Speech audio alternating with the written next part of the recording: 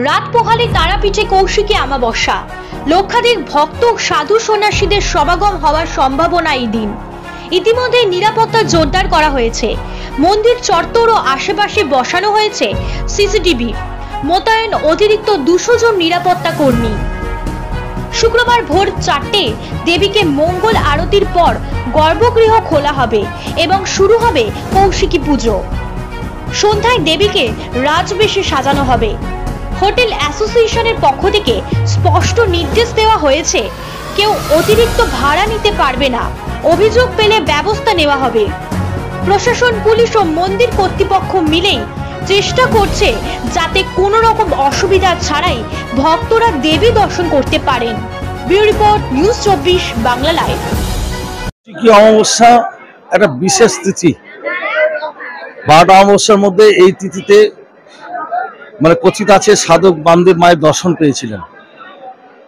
শুম্ভ নিশুম্ভকে বধ করে দেবী কৌশিকী অশুভ শক্তিকে পরাজিত করেছিলেন, শুভ শক্তির উদয় করেছিলেন। তাই যুগ যুগান্তর ধরে এই তীর্থস্থান, পবিত্র ভূমি, বহু সাধক এখানে সাধনায় সিদ্ধি লাভ করেছিলেন। তাই এই দিনটিতে লক্ষ লক্ষ মানুষ ভিড় করে তারাপীঠ মন্দিরে। আর এই লক্ষ মানুষের ভিড়ে যাতে ভক্তদের কোনো অসুবিধা না হয়, প্রথমত দর্শন, তাদের সুব্যবস্থা করা হয়েছে এবং গোটা তারাপীঠ জুড়ে নিরাপত্তার ব্যবস্থা জোরদার করা হয়েছে মন্দির সহ। সেখানে টিআরডিএ, মন্দির কমিটি, বীরভূম জেলা প্রশাসন, তারাপীঠ থানা সবাই যৌথভাবে কয়েক দফা মিটিং করে আমরা সেই ব্যবস্থা সুনিশ্চিত করেছি একদম। আর আমাদের মন্দিরের বেসরকারি নিরাপত্তা রক্ষী আছে, প্লাস জেলা পুলিশ থাকবে এখানে সাথে। মানুষের নিরাপত্তায় থাকছে মেডিকেল ক্যাম্প, থাকছে জলের ব্যবস্থা, মানুষ কোনো অসুবিধায় পড়লে তার রেস্কিউ টিম থাকছে। তাই সম্পূর্ণ দিক থেকে প্রস্তুত। মন্দির ফুল দিয়ে, আলোয় দিয়ে সাজানো হয়েছে। তাই এই অমাবস্যায় শুধু ভারতবর্ষ না, ভারতবর্ষের বাইরে থেকে বহু পর্যটক আসে। অমাবস্যা 11টা 56 সকাল, পরের দিন শনিবার 11টা 22 পর্যন্ত অমাবস্যা থাকছে এবং কালকে সারা রাত্রি মন্দির খোলা থাকছে। ভোর 4টে মায়ের স্নান হবে, মঙ্গল আরতি হবে, তারপর দুপুর 12টা মায়ের মধ্যাহ্ন ভোগ, সন্ধ্যে 6টায় মাকে রাজবেশে সাজানো হবে, আর রাত্রি 10টার পর মায়ের নিশি পুজো শুরু হবে। সেই নিশি পুজো অমাবস্যার পুজো।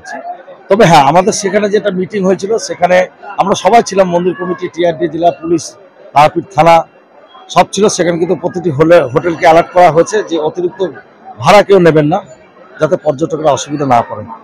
কিন্তু কোনো অভিযোগ হয়তো তাদের কাছে যদি জমা পড়ে, অবশ্যই তারা ব্যবস্থা নেবেন।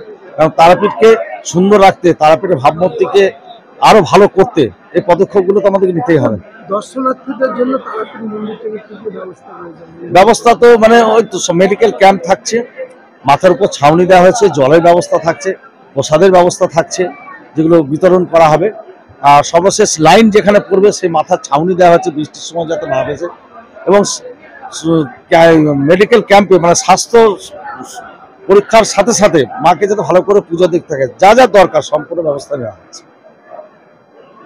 এরকম অভিযোগ আমাদের কাছে এখনো আসেনি, কিন্তু এই ব্যাপারটা অনেকবার অলরেডি আগে আমরা আলোচনাতে বসেছিলাম এবং সবাইকে আমরা ওয়ার্নিং করে দিয়েছি এবং বুঝিয়ে দেওয়া হয়েছে যে এখানে যাদের যা হোটেলের রেট আছে সেটা প্রশাসনকে অলরেডি আগে একটা চার্ট করে দেওয়া হয়েছে এবং ইভেন সবার কাছে ট্যারিফ পাবলিশ চার্ট আছে এবং চার্ট থেকে কেউ বেশি পয়সা নেবে না এবং গেস্ট যদি একদিন থাকতে চায় একদিনই বুকিং নেওয়া হচ্ছে, যদি দুদিন থাকতে চায় দুদিনই নেওয়া হচ্ছে। ওরকম কোনো রকম আমাদের তরফ থেকে কোনো ইনসিস্ট করা হচ্ছে না, কোনো রকম ফোর্স করা হচ্ছে।